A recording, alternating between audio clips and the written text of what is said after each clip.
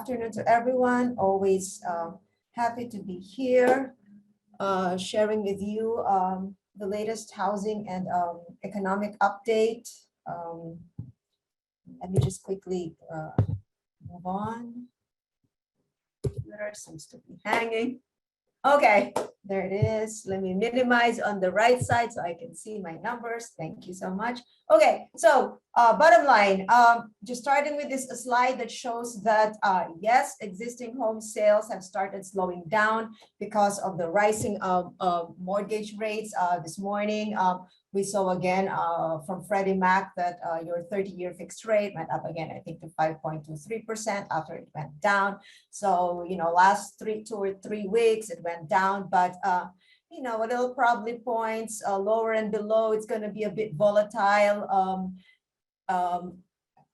But maybe because, you know, banks are trying to also get some business, right? Maybe Dave can talk more about this, but probably banks are trying to get in more business because refinancing is down. So they're probably shaving off points. But in general, you know, with inflation still high and with the Federal Reserve Board saying that they're going to increase the federal funds rate, you know, definitely mortgage rates will be rising. So we've already seen that impact in existing home sales. A year ago at this time, mortgage rates were about 3%, 3.2, 3.1. Now they're about 5.2. So that's 2 percentage points increase. And so there you do see existing home sales nationally coming down below your 6 million level. And then in the South, in the West, 8.1%. This is just how NAR breaks it down. Yeah, but in all markets, sales are being impacted. The kind of like the good, well, not, I wouldn't say the good news. The surprising fact is that even if demand is down, we are still seeing prices just rising. You know, there has been some deceleration, like from 2021. The black one shows your US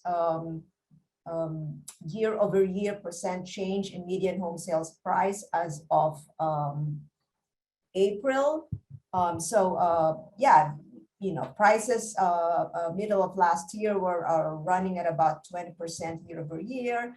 That has decelerated, but you know, it's still over 10%. And in the what is this? The orange line. I'm sorry, I can't see. Oh, the orange line is the South region. Wow, prices are still accelerating at 22%, but in the West, that would be your red line. Yeah, you've seen a deceleration there. So the way that prices are coming down and the way that mortgage rates are going to ramp up, yeah, we might see, it is very likely, you know, that you could see prices going down on a year-over-year basis for the South, just because prices are so expensive and every increase in mortgage rate just, you know, cuts deeply into affordability. Nationally, a median price of about nearly $400,000. Mortgage rates are already higher by about $700 from a year ago. So in the West, you know, certainly, what is it, about $1,500, $2,000? So that's cutting into affordability. So that's why you're seeing there the fastest drop in prices for the West region.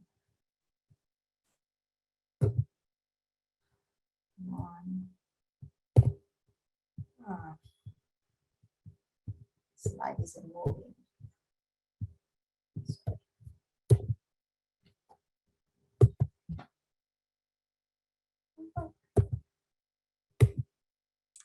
Jody, I love technology.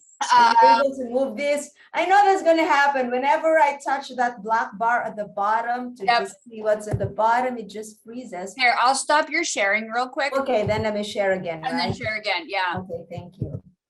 Oh, sorry. Does that fix it?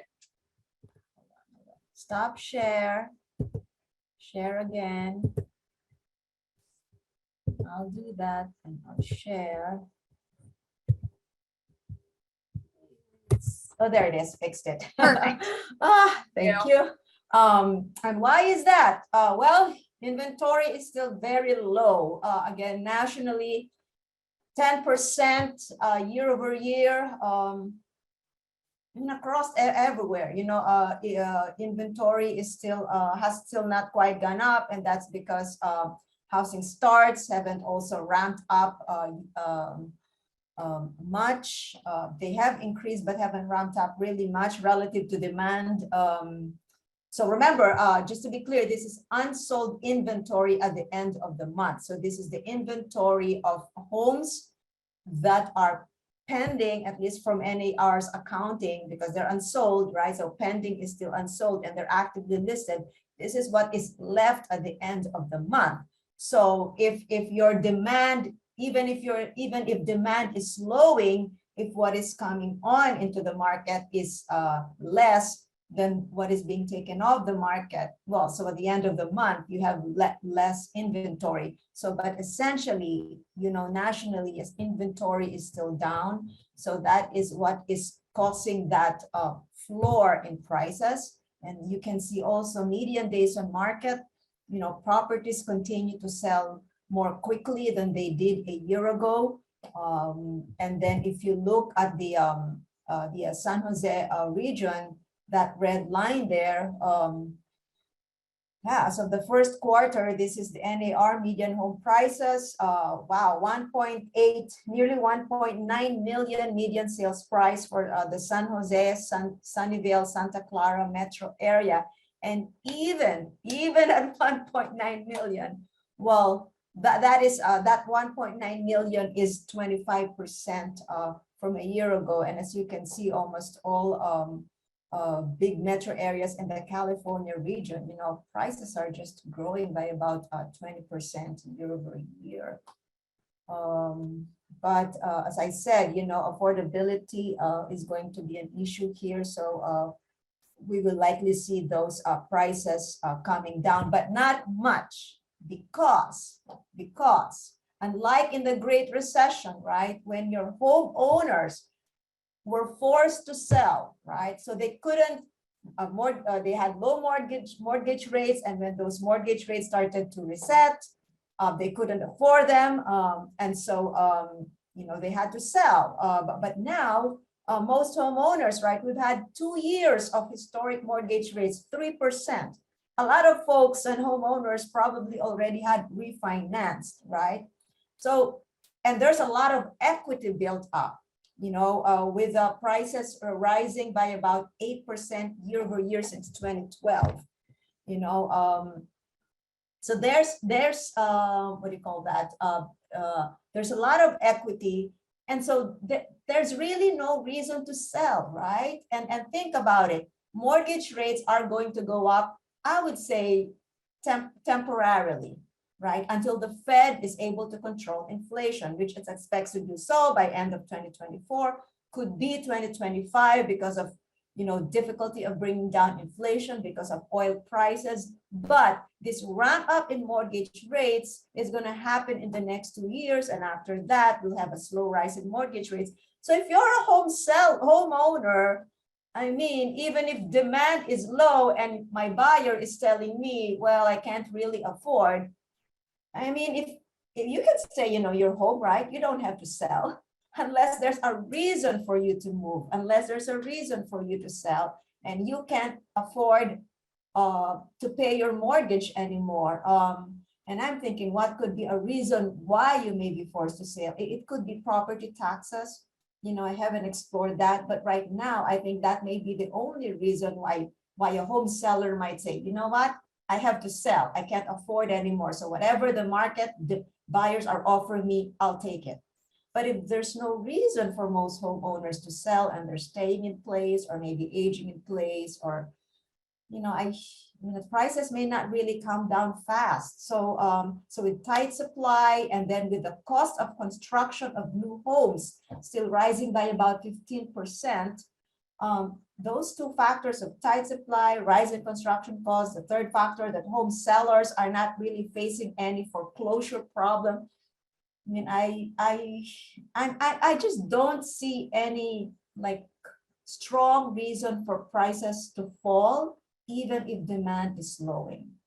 Yeah, because you just don't sell, right? If you think you're going to sell at a loss, why will you do that? You just hold on until you just hold on to your property until mortgage rates start stabilizing. Anyway, San Jose, again, median days also are declining. But again, we do see some price reduction, but I don't know what is the average price reduction here. But I don't think even so this is a 65% year-over-year growth in the number of homes with a price reduction. This is not the price reduction ratio, okay? This is the number of homes now compared to the number of homes that had a price reduction. And so you have a 65% year-over-year change. And I don't really know what this is, but again, as I said, I don't think this could be a price reduction, but home sellers are reducing their prices, but they're still gaining. It's not that they sold their homes at a loss. They're not selling at a loss. So mortgage payments, I've already mentioned nationally, these rising mortgage rates are cutting into affordability. A year ago, you know, a typical mortgage payment was about $1,300. Now it's about $2,000 on a median price home of about $400,000, 5% interest rate, 10% down. And the income that you need to afford a home has increased. A year ago, all you needed was $63,000. Now you need about $97,000. By the way, in the previous slide, I said that the increase in mortgage rate is about $700. Wages are just rising by about $200 per month. So you can see there the count on affordability by both the combination of rising mortgages and rising prices. What's the impact? Well, first-time buyer share down to 28%. Even during the recovery of the housing market, right, from 2012. Where's 2012 here? 2012, it went up a bit, a little bit over 30%, but last year, right? Last year, sorry, 2 years ago, since the pandemic, you know, that has started going down. So that's because prices have been rising. There's more cash buyers now also. First-time buyers are facing more competition. Hey, Gabe, someone was asking if you could go to the slide right, I guess 2 slides back, just quickly. I think it was this one that you were asking, Julia, the one with the mortgage payment. So this one. Did you have a question about that, Julia? If you want to unmute yourself. Really quickly, it went by really fast, so that was really helpful. Oh, okay. Well, I was just going to say that. So as I was saying, this is the monthly mortgage payment on a median priced home. So I think the median price estimate for May is about $400,000. The monthly, the mortgage rate is about 5% on a 10% down payment mortgage. So the mortgage payment is $2,000 a month. A year ago, it was $1,300. And I was also saying, so that's an increase of $700, right? What I was also saying is that if you look at the average wage increase for the month, it's only $200. So you're facing $700 more in monthly mortgage, but your wages are rising by $200. So that is really impacting affordability. Oh, and on top of that, I forgot to mention, because with the high inflation rate, people are paying more for food prices, people are paying more for gas. So that's another thing that is cutting into affordability, right? So you're facing, if you had to buy a home and then pay for all the other things, so yeah, you need like about $1,000 more in income a month, right? But you only have about $200 more. So demand, so that really is the reason why, you know, housing demand is declining. But again, as I said, the impact on price is more muted, because to me, I think, as I said, sellers don't have to sell. and the rise in mortgage rates is going to happen for the next 2 years. And after that, it's going to be smoother when the Fed is able to control inflation. Of course, there's a whole different scenario. Something else is going to happen to oil prices, right? But right now, there's still just a lot of uncertainty. And so for a while, we did see those adjustable rate mortgages go up, right? Usually it's about 4%. Then they started going up in 2021, last December, right? Well, January, February, but when mortgage rates started going up, mortgage rates really started going up in January of this year, right? So they started going up, so that ticked up about 10%. But they've been falling again, and so the thinking was this might continue to increase because home buyers may want to avail themselves of an adjustable rate mortgage, and that makes sense if you want to live in your home for just about. So by the way, this is a 5-1.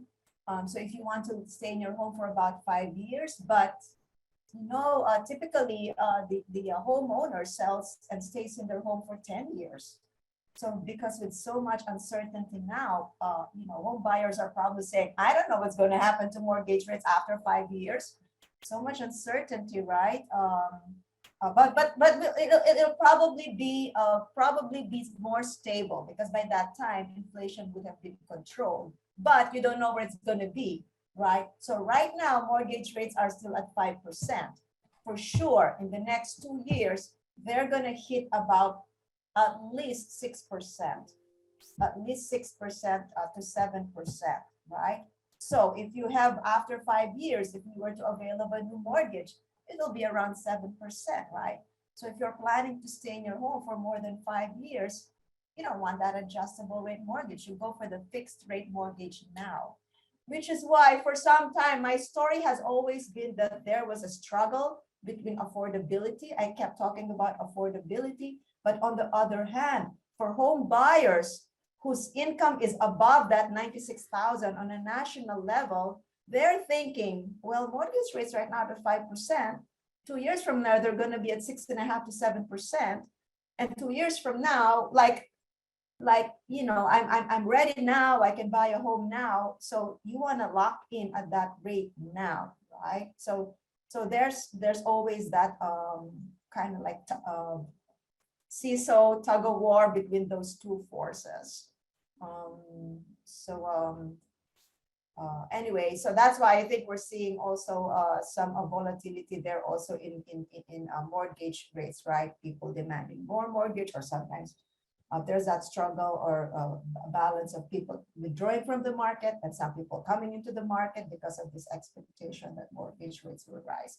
But bottom line, this seems to me that, yeah, people want to lock in at the current low mortgage rate now. They don't want, they don't want to have a 5-1 and then face the prospect of a higher rate later on.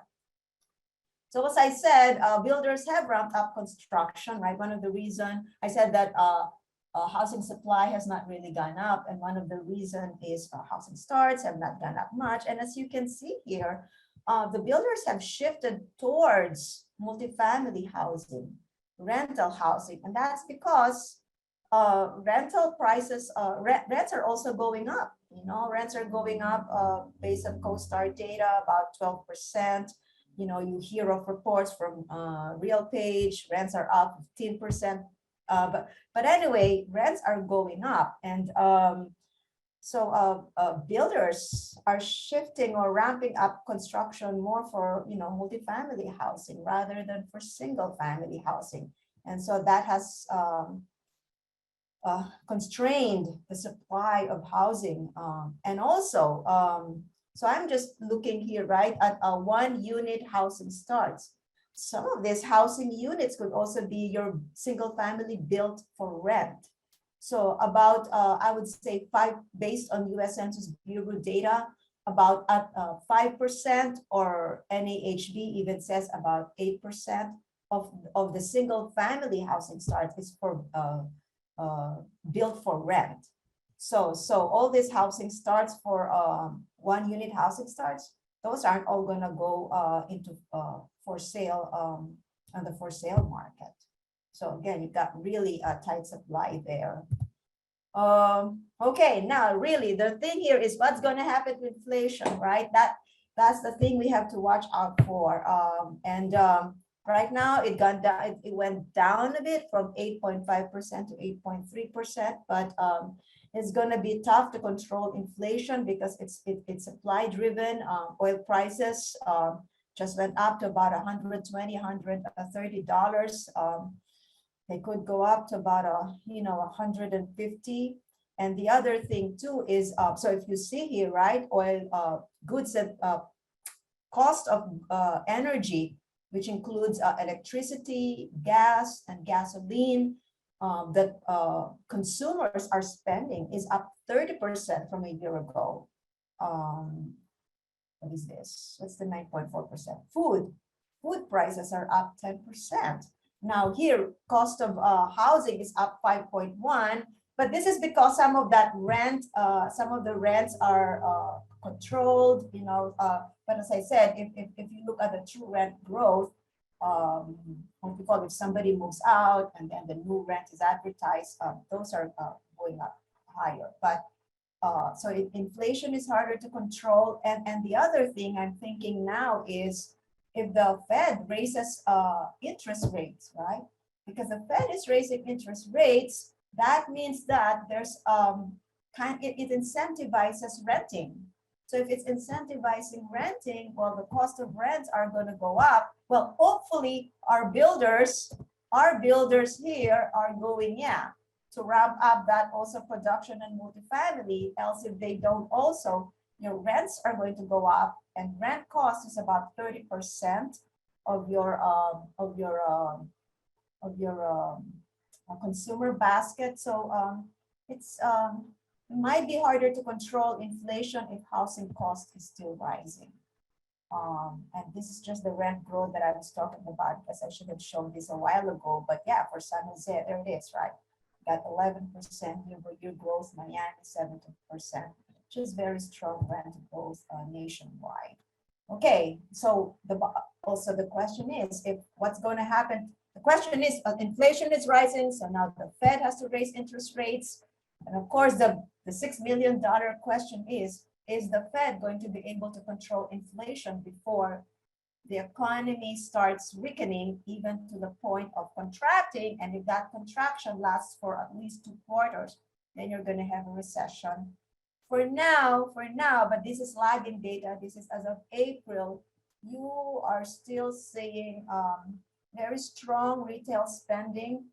So the yellow one is, by the way, this is nominal spending. And because of the increase in gas prices, right? So you're seeing retail spending increased by 36%. So if prices were rising by 30%, yeah, you got like a 6% increase only, right? Food places, you got 20% increase, but cost of food is up by 10. And so you got 10% growth. So for now, it is still rising, but if inflation continues to go up and your wages are just rising by half the inflation rate, wages are rising by about 5%. Inflation is still rising by 8%. Well, people are going to be cutting back. So if you have to watch out for economic data, and that's what I'm just kind of like worried if there's something that kind of worried about, what they say, right? What can't you sleep over? It's what's going to happen to consumer spending. Consumer spending is 70% of the economy. Well, there I did mention that your wages are just growing by 4.3%, or your inflation is up by 8%.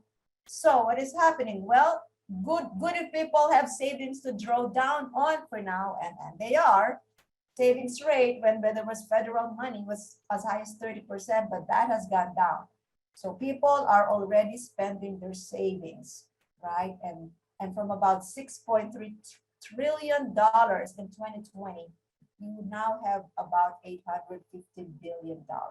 So that has gone down. And, I don't think people will also want to run down their savings, right?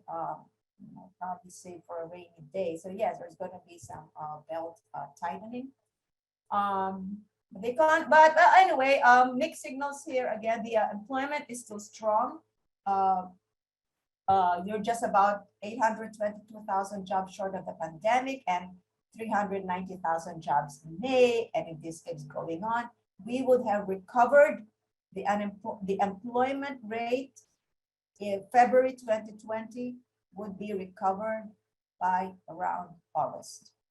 So it looks like even this is, remember, this is already May data and interest rates started rising in January. So the economy is still strong enough. But at the end of the day, I agree with the Fed that we need to control inflation. You know, even if it's at the cost of a slower economy. You can't have inflation at 8%. It's because it's going to kick into wages, and then once wages start rising, then goods start rising. So the Fed wants to avoid that wage price spiral. So between controlling inflation now and weakening of the economy, personally, I think it's better to control inflation now. So live with about 2 quarters of negative growth, but bring back inflation, because otherwise, the consequences are more dire if we don't control inflation. Economic outlook, this is NAR's economic outlook as of May. So there you can see in 2022, we'll have a decline in existing home sales from about 6 million to 5.5 till 2023. And then median prices, I will have about 8% growth this year, and then slowing on next year. So nationally, no price declines, but a price moderation, but it is possible in the West that compared to a year ago, prices could go down. But for homeowners who have lived in their homes for about 10 years, 5 years, with so much equity, even if prices go down, they don't have to sell, and they still are not in the red, even if prices go down, because they've accumulated so much equity. With that, thank you so much, and I will be glad to answer questions. So Jody, I shouldn't stop sharing, right? You can, yeah, if you want to stop sharing. Oh, I could, because if somebody might want to refer to a chart. Yeah, if you can email me the slides, and then Okay. So I'll stop sharing now. Okay. yeah, stop sharing, and then you can email me your slides, and I'll make sure I get these slides out to everyone, so don't worry about that. And we are recording, so you can have the recording. There were 2 questions that came up in chat. I'll start with those, and you may have answered the first one. Why do you think ARMs peaked and then dropped? I think Dave is better able to answer this thing, but my hypothesis and my hunch is, well, yeah, I think that's a reaction, right? Most people wanted the 5-1, but then, you know, as I said, most people stay in their homes for 10 years, so they're probably thinking, might as well lock in now, you know, because if mortgage rates are still going to go up, right? So I have a 5% now. I move out. Well, 2 years after 5 years, mortgage rates, when I sell my home, come back to the mortgage markets, mortgage rates are going to be at 7%. You know, why will I do an ARM? I might as well do a 30-year fixed. But Dave is a mortgage guy here. Well, part of it also is they have an inverted yield curve. If you look at the 7-year Treasury bill, it's trading at 3.08. Look at the 10-year, it's at 3.029. So you have an inverted yield curve. There's just not simply enough yield in there for the ARMs to be attractive enough, or a difference in rates. And remember, guys, we live in a unique area in that, you know, the majority of our loans are jumbo loans. And Gay's speaking nationally, which they're all conforming loans. So pricing is completely different on a conforming loan than they are going to be on a jumbo loan. So when you look at a conforming ARM, I can't price out a 5, 7, or 10 cheaper than I can a 30-year. It's not until I go into the jumbo category where I see those go into effect. So I don't know if that helps. Cool. Mark Blau has a question. Thank you, Jody. Good to see. Hey, Gay, great presentation. So, again, I just want to put you threw a lot of stuff at us here. So I'm going to kind of just ask real simple questions. If you grab your crystal ball by August, how do you see the market? Buyer market, neutral market, or seller's market for? How do you see the real estate market? By August, I think it'll still be, uh, And we're talking about local, not we're talking about the Bay Area. local, in the OS in your area. Yes, Yeah, and we're going to hold you to this. Neutral to buyers, maybe. Good. Well, not good. I mean, it's good information.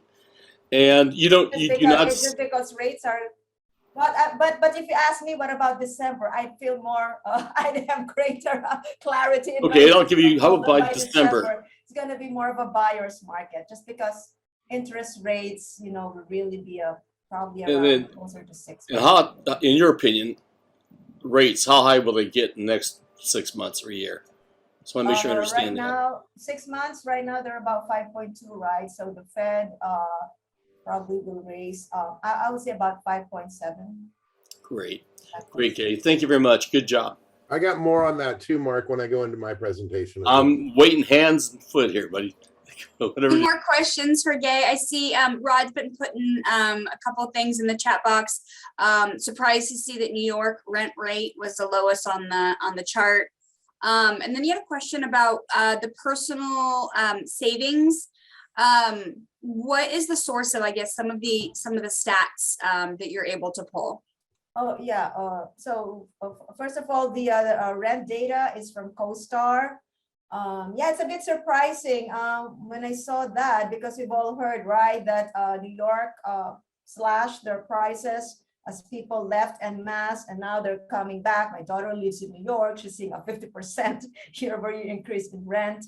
But anyway, that data is from CoStar. I just put it out there. The savings rate data is from the U.S. Census Bureau. So every month, the U.S. Census Bureau releases a statistic called personal income. And part of that personal income is also the savings rate. So that is not, okay, just to be clear, that is not the money that you have in the bank. That is essentially how much income you earned for the month, the entire income that was earned minus what was spent. And so income minus spending is savings. So savings over the income. So a follow on, thank you very much, Gay. Is the Census Bureau do a regional chart of that, West Coast for example? No, the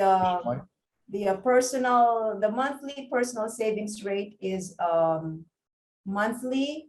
I think, well, there is GDP every year for the metro area. So I think on an annual basis, you could have that. Great, thank you. Cool. I'm going to ask this question, but again, I want to remind everybody, one of the things I keep hearing is that crystal balls are a little muddy or broken at the moment. So please take everything with a grain of salt here, that although we're making predictions and, thinking about what may happen, crystal balls are muddy at the moment. And what really makes this muddy is how oil prices are gonna move.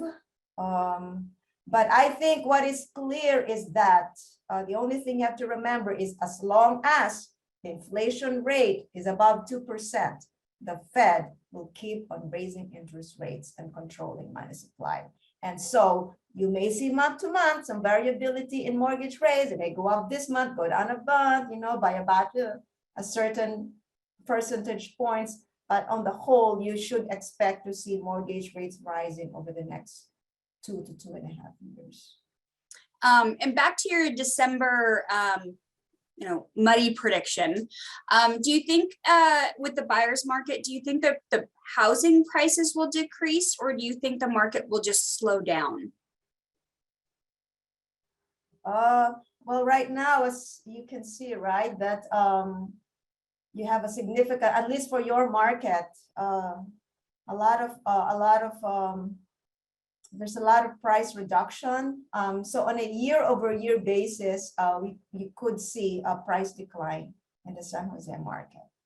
But even if, as I said, even if there's a price decline for a homeowner, it doesn't mean that they've lost their equity, right? Because they've built up so much equity just over the last, even if you just bought your home, 10 years ago, 5 years ago, with house prices rising by about 20%. Look, just for the past year, prices rose by 25%. If you fall again, I mean, the math won't exactly work out, but 25% this year, you'll be back to where when you bought your home, you'll be back to a price level 2 years ago. Of course, if you bought your home 2 years ago, well, you probably won't sell now. But if you bought your home 5 years ago, you still have a lot of equity. Yeah. And it's something I've been saying on some of the marketing meetings is, Gay just gave some great information. Even if they bought their house a long time ago, educate them that they're not losing. Yes, they're not losing. They're not losing anything. They're not losing, right? Keep And things again, as I said, I don't see a reason why you have to sell, right? In the Great Recession, people couldn't buy because a lot of the about half then of the mortgages were non-documented loans, or they just troubled with troublesome underwriting there. But now that's not the case, you don't have to sell. Yep. All right. Does anybody have any more? Mark has another question. Thanks, Jody. And again, I think you might have answered, but I want to make sure I understand this. I guess because so much equity has been built up. And again, I'm talking about local first. Do you see any in the next, again, I know Jody doesn't want the word crystal ball, but whatever you want to use, do you see in the next 6 months to a year, or is there an increase in foreclosures or coming up? What's your thoughts on that? No, I don't really see an increase in foreclosure. Locally, but how about outside Locally. California? No. Because as I said, first of all, rates were down historically 3%. Last 2 years, people have refinanced. Since the Great Recession, most of the people who have obtained loans have that income to pay. The data isn't showing the mortgage bank, and you can track the Mortgage Bankers Association data. It's not showing any increase. 90-day lates are less than 1% of all mortgages in the U.S. Yeah. right now. We're not seeing How's enough- that? That's considered good, right? Yes. Okay. There's no defaults. Well, I know. I'm just going to make sure we put it in perspective. Okay. And then just another couple questions here. I just want to really understand, because I think this is great information. And I wish there was actually a lot more agents on the line at the same time. This is ridiculous. They should be. Two good speakers here. Rents. Do you see rents going up then long term? That's question one. Let me ask you just two questions. You can answer them. I'll stop. And the second question is, this inflation, is it a lot to do with this PPP, all this money they infused, back in 2020, 2021? Is this a good reason why you have this crazy inflation also? And that'll be my last question. Thank you. Oh, on the inflation, I think it's more of a really, well, we can say it's supply driven, right? Because it's the oil prices really that has pushed up inflation. But on the other hand, you can say, well, why did oil prices go up? Because after the pandemic, countries started opening again, right? And so there was just a demand for oil. So then you can say it's also demand driven. But bottom line, it's the high oil prices, and then the supply bottlenecks, and the supply bottlenecks affecting construction of housing, and then impacting rent. So a lot of it is, I would say. But not the supply PPP. driven.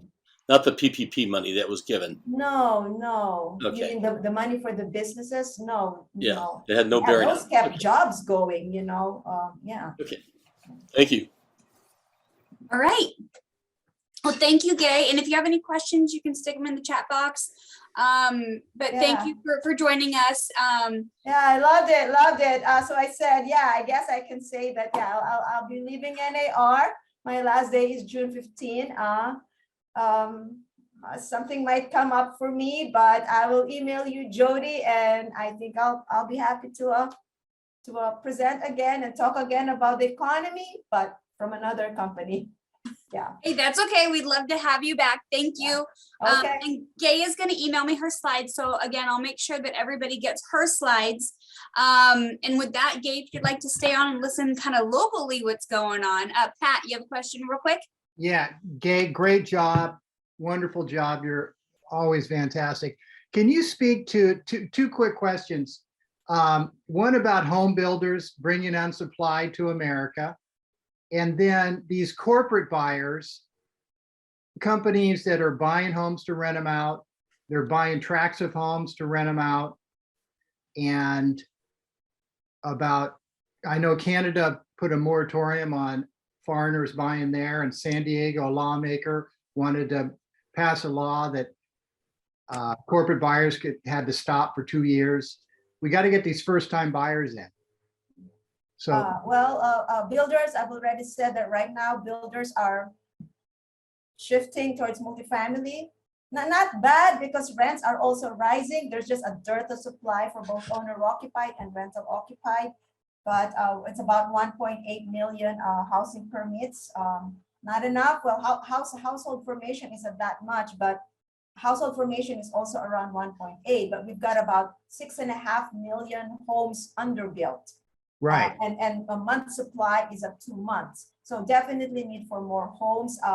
Construction is going up, but might be good to invite somebody also from NAHB to talk about the housing shortage. But yeah, that labor shortage. There are 2 job openings for every 1 unemployed worker.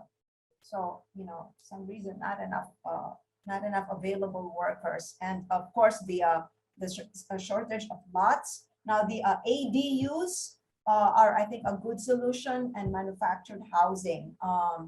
So that would help add to supply. On the institutional investors, I think that if institutional investors buying, and we did a study, NAR did a study, the share of institutional investors to home sales is about 13%. Now, if they're buying what is existing, well, that is problematic, right? Because they are competing with your Right. traditional buyers. Yes, so that is very clear. But so the single family for rent, built for rent is less problematic, because if they're buying those, that's adding to supply. But yeah, certainly at a time when supply is already tight, and the thing is, institutional investors are buying, competing with your traditional buyers. Some of that will get released back. They're going to sell it back. Let's just say flip it. But the rest is going to end up in rental housing. Again, if you take a look at the entire market, you could say, well, not too bad, because as I said, rents are rising double digit, right? And some people want to rent. But if you just look per se at the housing market, well, yes, then that is adding to the challenges that first-time buyers are already facing. Last question. Isn't it true that we lost 1 million or 2 homes during the Correct. Great Recession? Well, they were lost. They were lost To landlords. rental, yes. But landlords. remember, because a lot of homes are being foreclosed, right? And the idea was, well, we don't want those homes sitting there and getting wasted. And so really you wanted them to be sold, and yeah, so they got sold to the investors. So at that time, that made sense. That was just really the dynamics. Look, if you think about it, a house that was foreclosed just sitting there, and then the bank not being able to take care of that home, that's also problematic, right? You can't have those houses just unused. So they had to be they had to be made useful right away. And so at that time, of course, that was like the best strategy. And to me, I personally remember, yes, great strategy, but well, down the line, this is the consequence. Yeah, exactly. Okay, great job. Thank you so much. Okay, thanks.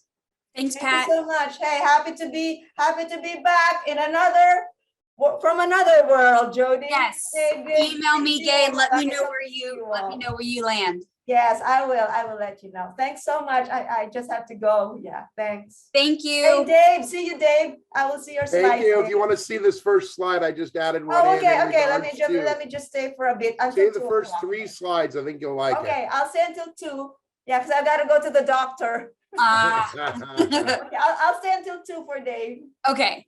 So the first slide that I'm gonna show you guys was based on all the questions that we had in regards to the new homes. And so Gay had talked about the new housing supply and the housing starts, right? Housing starts are at 1.7 million. You got to remember in the US, there's about 100,000 homes that get destroyed every year. And how do they get destroyed? Well, we have hurricanes, we have wildfires, like there's lots of different reasons why things may get destroyed, but there's about 100,000 that get destroyed every year. So the total new supply is about 1.6, right? And then if we look at the new housing demand, we have household formations are about 1.4, right? But the surplus is 200. So say, hey, why do we have a supply problem? Well, housing starts are not housing completions. Housing completions are sitting at 1.3. You've got the 100,000 that are destroyed every year. So your new housing supply is at 1.2. Your household formation is at 1.4. So that means we have an actual deficit of new homes of about 200,000 per year. And the difference between the housing start and the housing completion, they're taking longer to complete.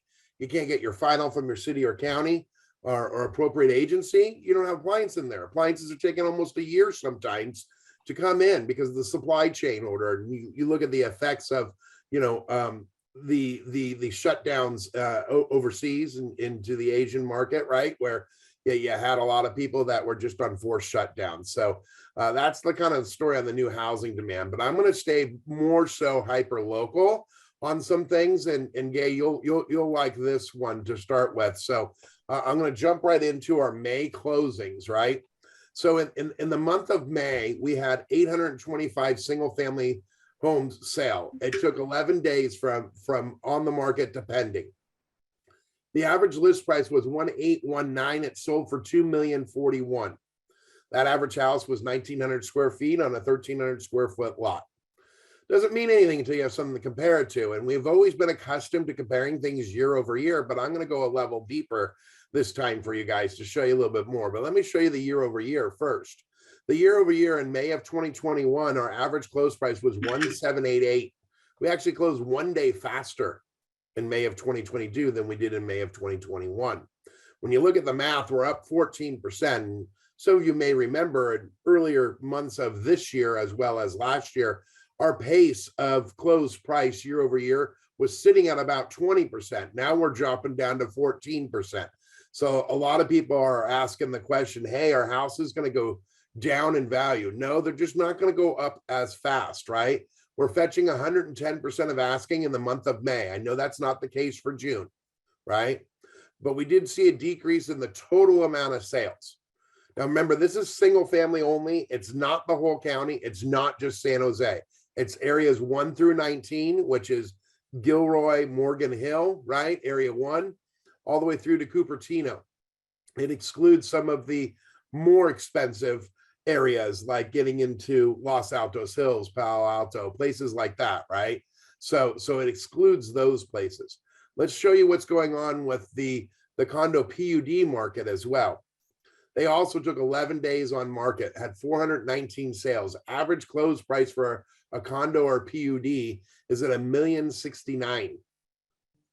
Compared to last year, it was 925, and their pace is actually faster than the single families in regards to how much it increased. It increased 16%. They're sitting at 109% of asking, so slightly lower, and their decrease in the amount of sales was not as much. But does that mean doom and gloom that we sold less places? Does that mean that if we're 14 to 16% increase on price? Let's go ahead and go back a little bit further. Now, according to the California Association of Realtors, they say the average Californian stays in their home for 7 years. So let's look at the last 7 years and show you what's happened.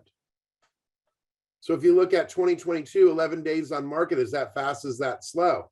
Well, the average is 15. I know a lot of people made a lot of money in 2018. It took 14 days then. Look how many we sold, 1,004 back in 18, right? We all know 2021 was a banner year, so I'm kind of ignoring that right now, right? And we look back in 2017, there was 1,032, right? And we look at that percentage increases Gay was talking about of, hey, what do you got to worry about? Even if housing prices stay stagnant or the same or don't go up, even if they retreat a little bit, in the last 7 years, we went up 72%. The average price in 2016, May of 2016, was 1.189. This is single family only, guys. 1.189 in 2016, now at 2041. So for anybody who thinks that there might be a foreclosure short sale situation, I think they're going to be a little bit mistaken, because all the wealth creation created with all of this equity, even if we retreat, right? So remember, the numbers that says percentage increase are cumulative, right? So cumulative going backwards back to 2016. Here it is charted for you too. So in case you wanted a better visual on that, here's where we've been with our equity in regards to charting it there as well. Now kind of turning the page, and no, nobody's got a crystal ball. If I had a crystal ball, I would not be spending my time with you guys. I'd be on my private island drinking something alcoholic out of a coconut, right? I would have cashed in already. So let's tell you what's going on with the market right now. So I pulled these numbers this morning before the meeting. South County has 134 available single families available for sale. They, over the last 12 weeks, they had 94. But remember, 12 weeks ago to today is usually the ramp up period of when people put their houses on the market. Why? Well, because they don't want to move in the middle of the school year. No one wants to be the new kid in the new school. They want to start the new year as the new kid in the new school. So it is typical, and you can go back decades to see that inventory does grow in May, June, and July, right? And it slows back down again for winter. So it is normal to have an increase, right? I know that they're coming on a little bit faster. It's going to shock you in some of the areas how much it's increased, even just week over week. But as we look at Evergreen sitting at 52 versus 33, 19 units or 58% increase. Area 9 down Central San Jose downtown, Niggly Park, Rose Garden sitting at plus 21%, only 9 units. Willow Glen up 11 units or 24%, sitting at 57 versus 46. But get ready for this one, Blossom Valley. You got a listing coming on in Blossom Valley. You're going to have a nice conversation with that seller, because we're up 68%. We jumped 30 units from our 12-week average, sitting at 74, and that's up a lot just for the week. I think we were in the low 60s to high 50s just last week in Blossom Valley. So now we're sitting at 74 as of this morning. And no, this does not include the coming soons. And those are coming still too. So we're up 30 units over the last 12 rolling weeks, up 68%. We look at Almaden, you know, they're just smooth and steady. They're not bringing on a ton of inventory, sitting at 26 versus the 12-week average sitting at 24. So only plus 2 units or 9%. Cambrian up 16 units up to 60 now, up 35%. As we look in Campbell, again, just like Almaden, only up 4 units or 10%. Los Gatos is bringing on some inventory. They're up 18 units, up 52% over the 12-week average. And then I'm rounding out with Saratoga sitting at 39, which is plus 13 from the 27 for the 12-week average.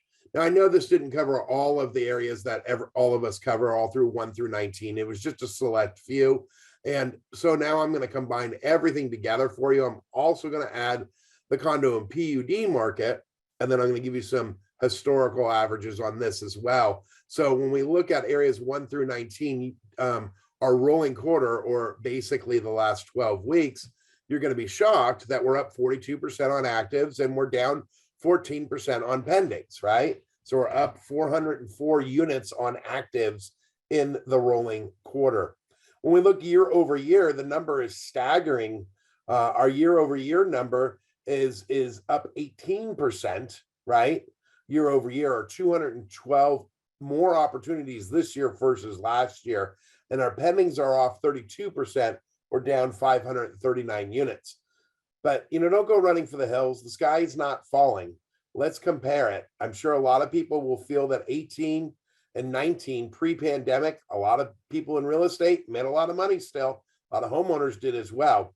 And as you'll look at the next chart, the numbers for the last 5 years is showing a little bit different story. Here we track it, we go, oh gosh, we got so much more inventory. But do we? We're at 879 versus 714 in 2021. Hey, in 2020, we go back 2 years, we're at 861. Now, if the sky was falling, it had to have been in 2019 when we had 1380 on the market, right? We're all still in business. We're all still making a lot of money. So to put it in perspective, we'll look at 18 and 19. Those numbers are still higher than where we're sitting today. So when we say that we expect the market to continue to increase, but just at lower levels than we're at, this kind of starts to prove that a little bit, right? So when we look at the average for 5 years is 949 units. So when you put it that way, we're actually under where we need to be. Now, as we look at the condo PUD market, we're sitting at 389, and year over year, they're 382. So there's really no story there, 21 to 22. And you look at 19 again, we were at 634. So again, that 5-year rate is 423. So we're still way below where we needed to be in regards to that, right? And I know our pendings are off, guys, but our inventory is not out of control. It does look like that when you look at a 12-week average, but remember, that is normal for the time frame, right? Now, interest rates. Let's talk about interest rates for a little bit, and let's put those into perspective too. So this is the latest report. It actually came out this morning. If you look at jumbo rates, they'll be slightly lower than this. But the biggest news on this is one of the hardest things to read on this. When you look at the 30-year FRM and it says 5.23%, and to the right of that, it's got some really small numbers. You may need to get closer to your screen. It says 0.14 week over week, and it says 2.27 year over year. So yes, interest rates are 2.27% higher than they were a year ago. Obviously, that is going to have some impact on people not being able to qualify. Remember, when you see the affordability index, and they're doing on a national level, it's a little bit different here. To start with, you know, when you look at inflation and you're making the money to buy that $2 million home, you can afford a little bit more at the pump. Nobody likes to, because we have a lot more residual income.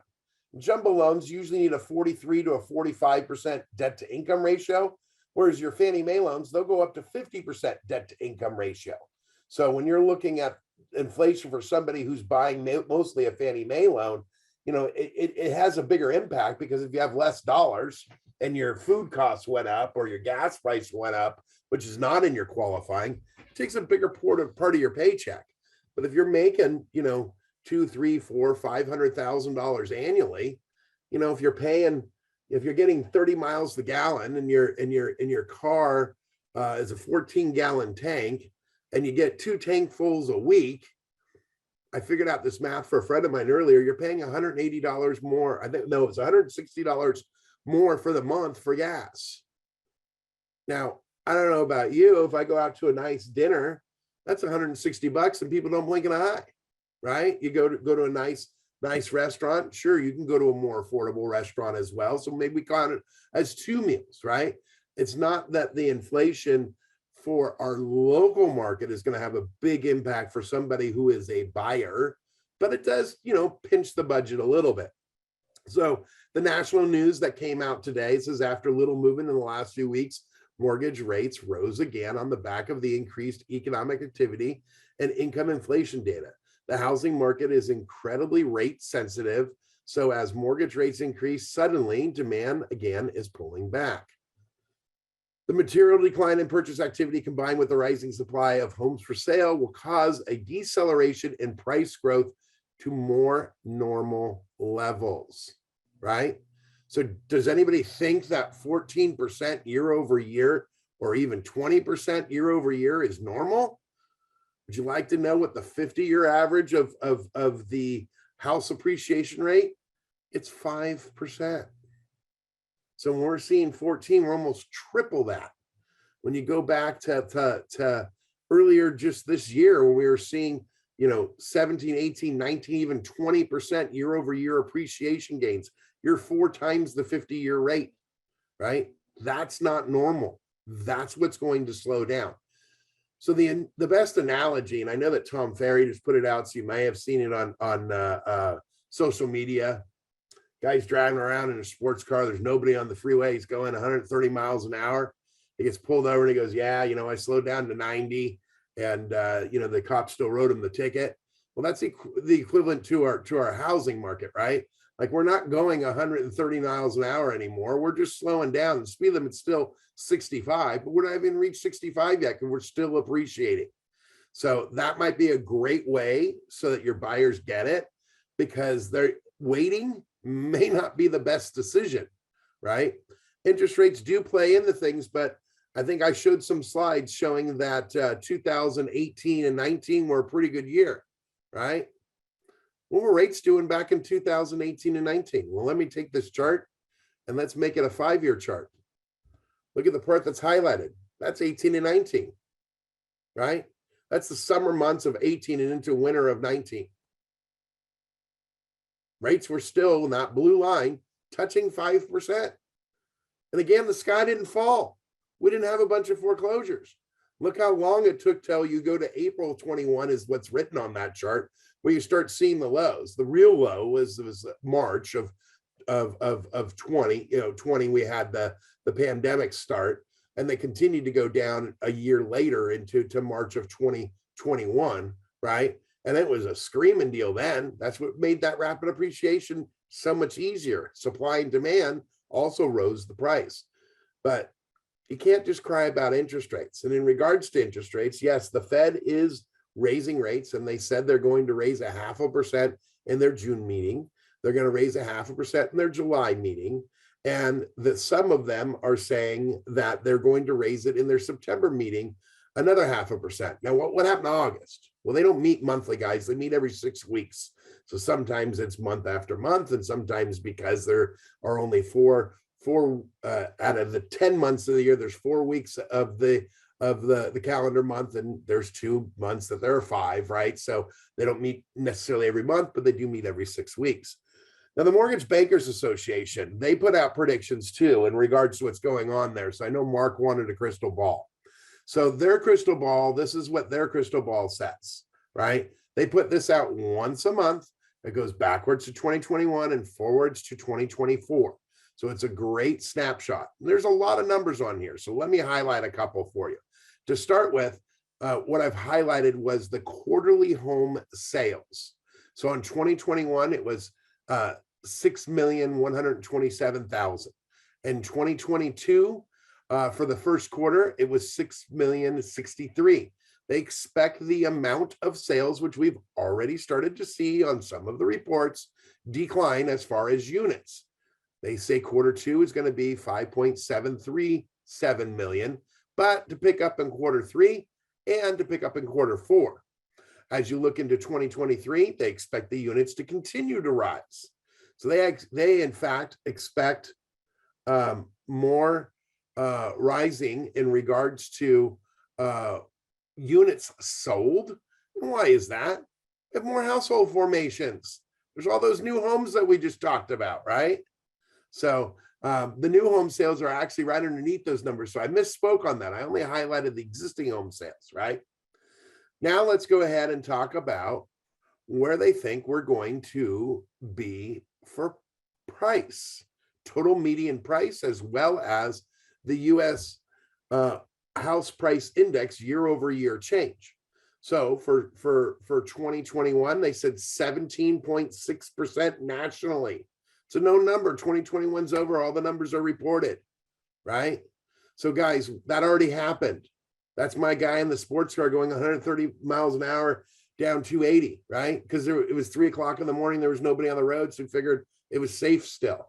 It's not safe to go 130 miles an hour, and it's not safe to have appreciation at 17.6% either. They expect that to calm down to 5.8%. Gee, sounds just kind of like the 50-year average to me. Now, they expect it to moderate a little bit further in 2023 and 2024 at the rate of 2.3%, and then pick back up in 2024 at the rate of 4.3% increase. You see any negative signs anywhere on the sheet? No, you don't. You see a reduction of sales, and you see a reduction of how much it went up. Then we move on to interest rates. Here's where the interest rates were and where they predict them to go, right? So as we're looking at this, they say in Q1 of 2022, they were 3.8%. In Q1 of 2021, they were 2.9%. I just presented to you that they're at 5.24 according to Freddie Mac. Q2, that's exactly where the Mortgage Bankers Association predict them to be. Q3 and Q4, they actually expect them to go down a little bit. And in 2023, they expect them to go down further. And in 2024, they expect them to go down further again. Remember, when the Fed's raising interest rates, it's to curb inflation. Once they've done that, they'll have to start lowering rates again. Now, when they raise interest rates, it's to slow down the economy. Now, mortgage rates aren't based on what the Fed does. They're based on what the economy's doing. If I invest in mortgage-backed securities or into treasury bills, the higher inflation is, the less yield I'm getting on my money, or I need to get more yield to compensate for that. So right now we're sitting right over 3% on the 10-year treasury bill. Inflation, depending on what index you look at and whether you strip out energy and food prices, is 6 to 8%. So I'm losing 5%, right? If I'm at 8% inflation and I'm getting 3% on my money, I'm losing 8%, or losing the net difference of 5%. As they start lowering the rates and the inflation rate goes down, so will the 10-year treasury bill, because it's more in check with what inflation is doing. If the inflation gets to its target rate of about 2 to 2.5%, which is the Fed's mandate of where they want inflation to be. Now they usually measure it off of the PCE, and on Friday we'll have another key measure just tomorrow, and that is going to be the CPI. The difference between the two is CPI puts in housing, so does the PCE, but it's weighted a little bit more on the CPI. Now, how did we get here? How did we get so much high inflation? Well, those numbers are averaged over a 12-month average. And just like I did the 12-week average for our numbers, and we saw our numbers rise in inventory, when you're taking off a number that was gone way up and replaced with a smaller, replaced with that was a little bit stagnant and replaced with a higher number, right? So as we get the inflation numbers and they're reporting it for last month, and we're taking and adding May of 2022 on, and we're taking May of 2021 off, right? What number are we replacing? We're replacing a 0.7 increase month over month. So if for May of 2022, we went at a pace higher than 0.7, inflation goes up. If we're at 0.7, it stays the same. If we're at 0.6 or lower, then the inflation rate went down, right? So the Fed was slow to react because they knew that there were some very small numbers that were in that average that are being placed with some really high ones. And they attributed that to the supply chain of COVID. And that's how we ended up. They were slow to react. They should have acted back in, some experts say, October, November, December of 2021. Well, they didn't raise until first quarter of this year, and they only raised a quarter. And as you may be well aware, they raised a half. And as I've already stated, they intend to raise a half in the next 3 meetings, or another 1.5. And that will directly affect what you pay on things like an auto loan, a credit card, or a home equity line of credit, because they are tied directly to the prime rate, which is always 3 points higher than the federal discount rate. So that is the end of my presentation. And if you want a copy of my slides, you can email me. And there's my email address. We'll put it in the chat as well. I noticed that there is 11 questions in the chat. So A lot of them are keep those. A lot of them are comments, Okay. asking for slides. Okay. I just put, unless you have comment, some directly to you, questions. Okay. But I have Dave's slides. She just sent them to me, so I will email those to everyone. If you want Dave's slides, I just put his email in the chat box. You can copy that and send them to him, and he'll get you his slides. So that's how you'll get slides, and the recording, we'll send that out early next week. But does anybody have any questions for Dave? That was a lot of information. So if you have questions for Dave or anything that you thought of after Gay's presentation, you can go ahead and also ask those questions. Shockingly, Mark Blau has a question, and then Cheryl, I saw your question. So Mark, if you'd like to go first, and then Cheryl, I'll ask your question in the chat. I'll tell you, Dave, as always, phenomenal job. I mean, you really get a good grasp of what's going on. The question I have for you, Dave, is you show, and maybe I'm just kind of a dumb country boy here, and but you show that the rates are going to go down Q3 and Q4 according to the MBA. Is that right? Correct. So, but at the same time, you're telling us the feds are raising it 0.5%. I know there's not. They don't control mortgage rates. But there is a link. There is some kind of. I mean, there is some kind of linkage, isn't there? No. The linkage is how is the economy doing? That's what the Fed influences. The economy influences how mortgage-backed securities and treasury bills trade. So if you want to go back to the roots of it, the safest investment in the world, not even the US, in the world, is the 10-year treasury bill. So if an investor wants to get that yield, which is sitting at 3%, they can invest in that, right? What's the next safest? It's the mortgage-backed securities. Why are those so safe? Well, they have the implied guarantee that if they were to fail, Fannie and Freddie, that the federal government would step in. Federal government did step in. They're under conservatorship under the federal government. Federal government won't release them. Why? Because they're making money. And Treasury wants to hold on to it. They should be released back to being a private company again, but they see it as a cash cow. So they won't, right? Like they're publicly traded stocks, Fannie Mae and Freddie Mac. They're sitting in the pennies. They're penny stocks now because they're under federal control, right? And the federal government's scooping off the top and taking that money, right? So if I'm an investor, and as I explained, inflation's at 8 and you're paying me 3, I'm -5, which is better than cash, right? Because if I'm cash, I'm -8, right? Because inflation, right? If you have $100 in your wallet and you leave it there for a year, right? Inflation's at 8%. It's really not worth $100 anymore. It's worth $92 because everything went up 8%, right? Your dollar doesn't buy you as much goods and services anymore, right? Get that concept? So if you put it into treasuries, you're getting 3%. So you're still 5% negative. So as the Fed raises the federal discount rate, it slows down the economy. So that inflation rate goes down. So now I'm really getting 3, and if inflation drops to 5, I'm only losing 2 now instead of losing 5. But that dollar in your wallet's still only worth $95 if I'm only at 5% inflation. Okay. So as they raise interest rates, it slows down the economy. And they want to slow down housing because housing contributes a lot to GDP. They want to slow down that, and they want to slow down everything else. Now, going back to oil prices, right? When you look at that, some of it is supply and demand, but a lot of it is no one's buying Russian oil. They're pissed off at the Russians because the whole Ukraine thing, right? And we're not. U.S. isn't.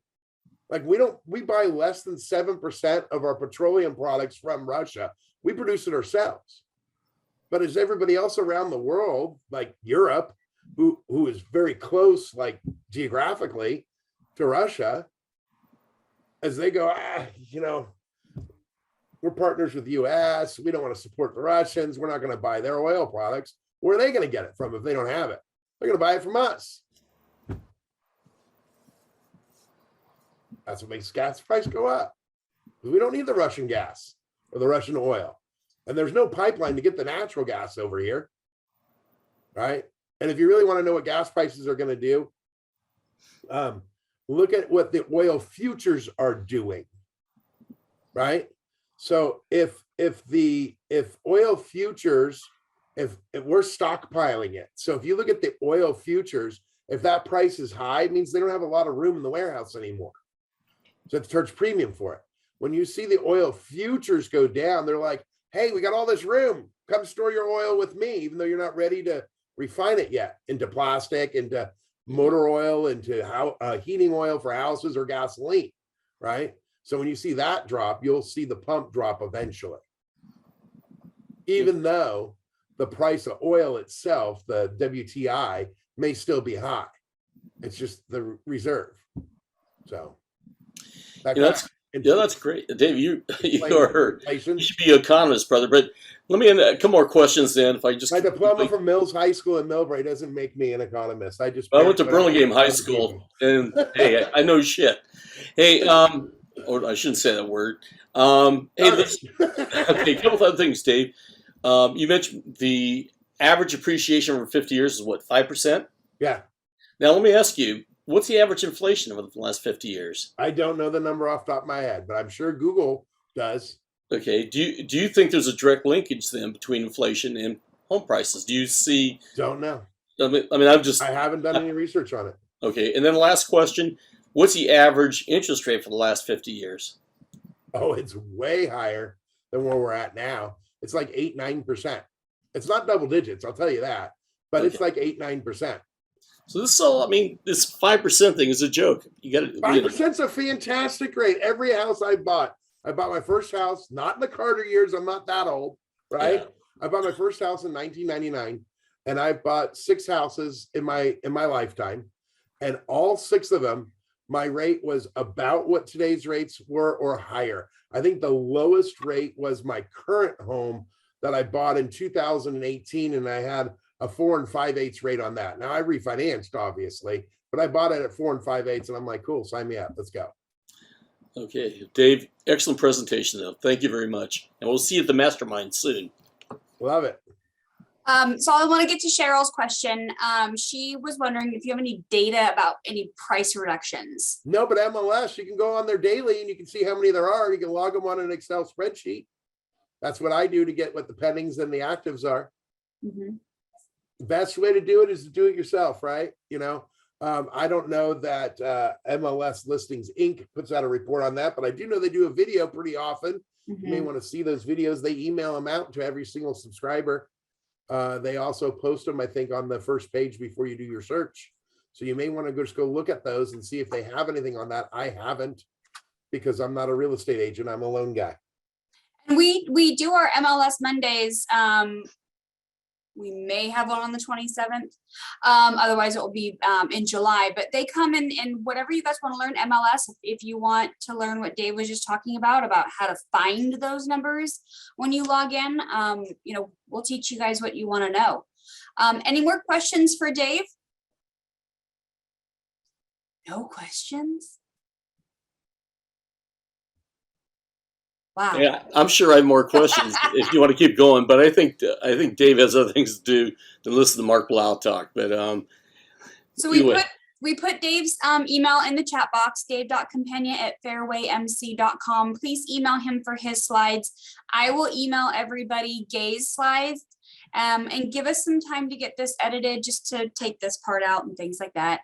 And then we'll get that email to everybody so you can review it. There is a question, Dave, are you seeing fewer appraisal price gaps? It's not Hold a on, fair Mark. question to ask me, and let me prove my point in regards to that. You don't know what the whole market's doing.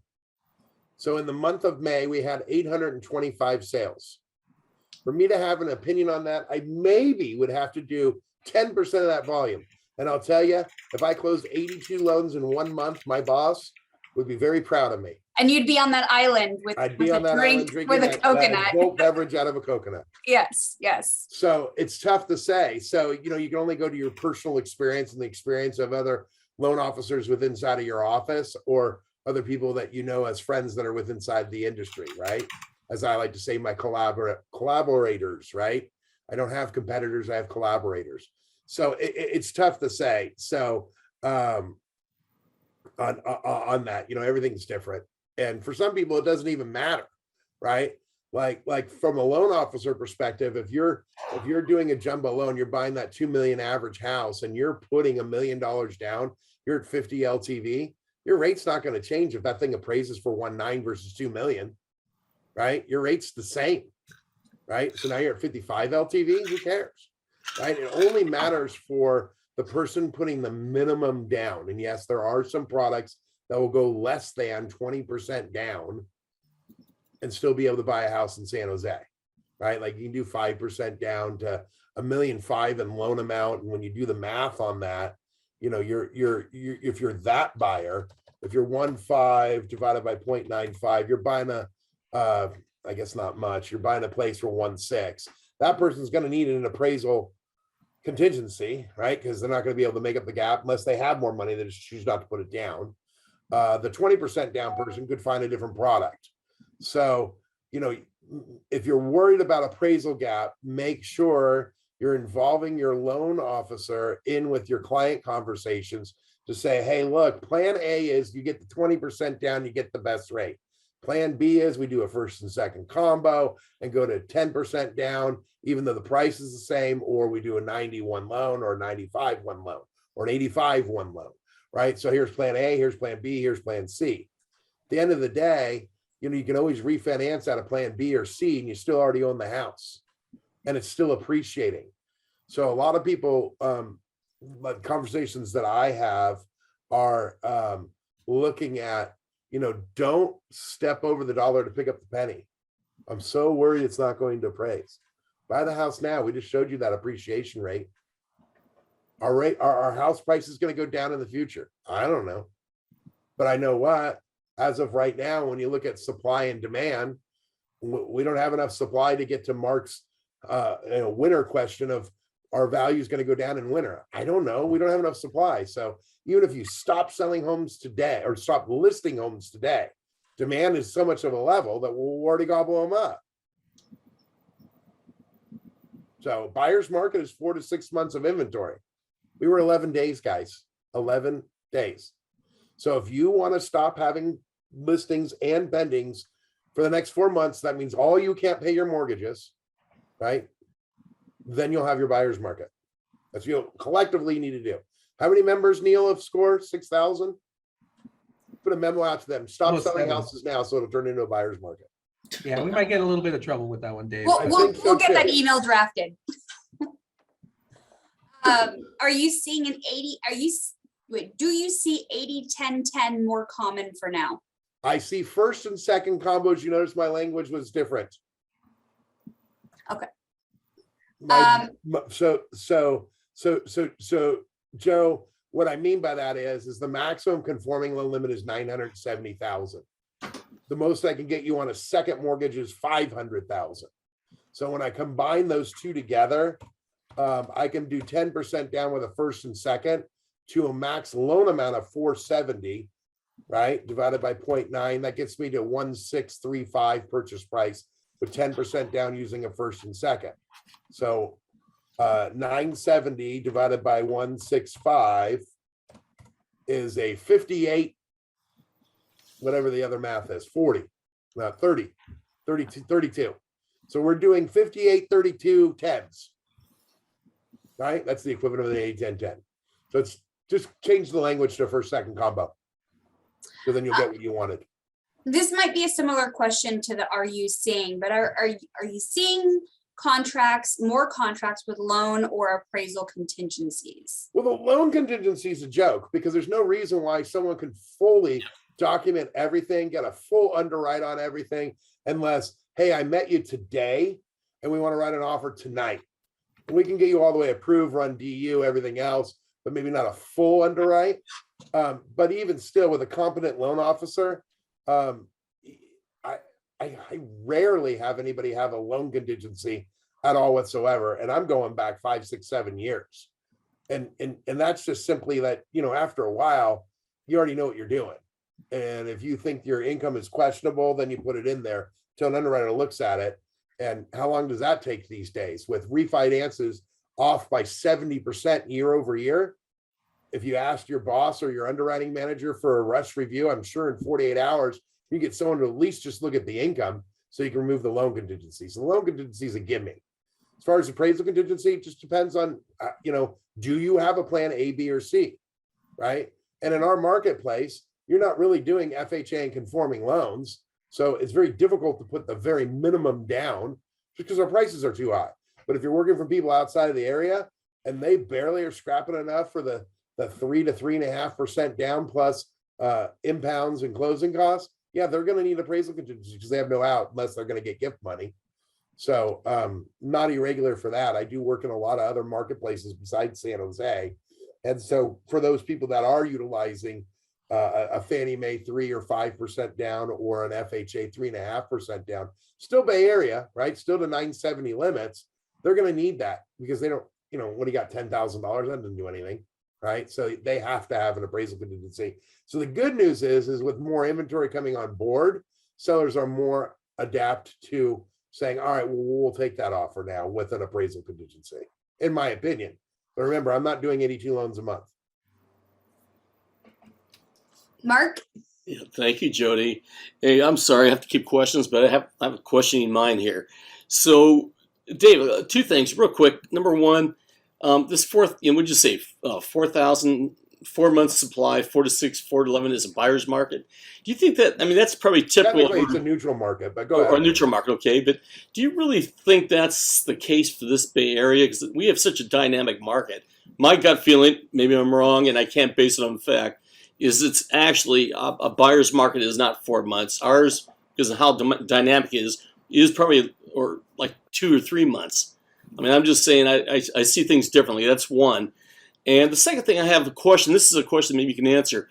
I heard something which I didn't realize at another meeting, that some lenders, and I'm not sure one of your lenders does it, but some lenders, if the appraisal comes back, forget the full, whether it came back in full value or not, it comes back and it shows that it's a declining market, when they that they will actually insist as a condition that they put more money down. Yeah. Is that something you've seen, or is that, what have you seen on that? That's always been an underwriting guideline. I think most people didn't know that. So there's a lot of things most people don't know.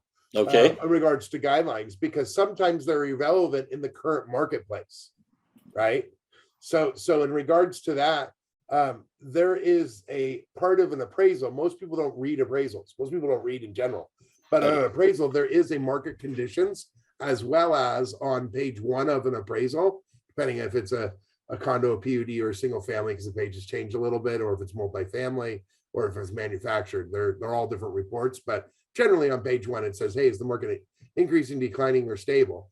But I think when the Dodd-Frank Act came out, they have to have something called market conditions, which is usually close to where the pictures are on the plot map towards the end of an appraisal. Mm-hmm. And it shows a lot more details on the market conditions as well. So yeah, underwriters do look at that, and there are some people on the jumbo loans that say, hey, if you're in a declining market, we're going to reduce your max LTV by 5%. Doesn't mean they're not going to do the loans. So let's go back to the example: someone buys a $2 million house, puts half down, and we're in a declining market. Who cares? Max LTV on that thing's 80, so now they're going to go to 75, and you're at 50. Who cares? If right? they put the minimum, but if they put the minimum for the down, person that's putting the minimum down, it could be a challenge. So is that a question they should be asking their lender then? Say, hey guys, what happens if it comes back and shows the mark? Is that something they can answer? As well as the real estate agent. Okay. Are we in a declining market? Before they put the offer in, appraisal comes in after the offer is accepted, so they would know whether they're in a declining market prior to that. So that would trigger to that. We're not in a declining market. So what would I guess I'm trying to get a thought here. Let's say you get somebody that comes in, barely squeaks by to get in, right? Whatever it might be. House comes back at full appraisal, but it shows declining market. They could still not. They might have a problem. Yeah, they could have health and safety problems with the house too.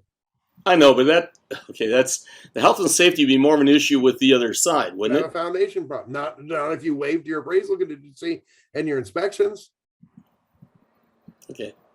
I'll talk offline, Dad. I don't want to take all the time, but that's something. Like, I don't want to play real estate attorney or real estate agent because I'm neither. Yeah. But if you've waived all your contingencies, you're kind of stuck. Okay. And Thanks, we'll be Dave. having a class on the fallout from waiving contingencies in the market and things like that coming in August. So, There you watch for go. that. You go back to There it school when is. everybody goes back to school. You know, and you know what? That's our theme for August is back to basics and those types of things. So yeah, we all get to learn a little. So any more questions for Dave? Otherwise, I'm going to put his email in the chat box again. So please copy and paste that. Email Dave for his slides. I will get Gay's slides out later today, and then we'll get the recording to you guys early next week. I know Dave's going to be back with us in the fall. We may have Gay, but with a different company, or maybe I'll see if we can do Lawrence Yoon. But we will definitely be back in the fall with more economic updates to see if Gay was right about December.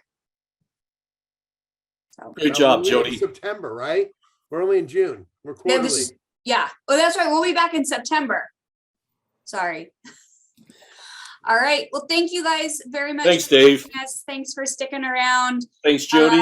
And we'll Thanks, see you guys Thor. later.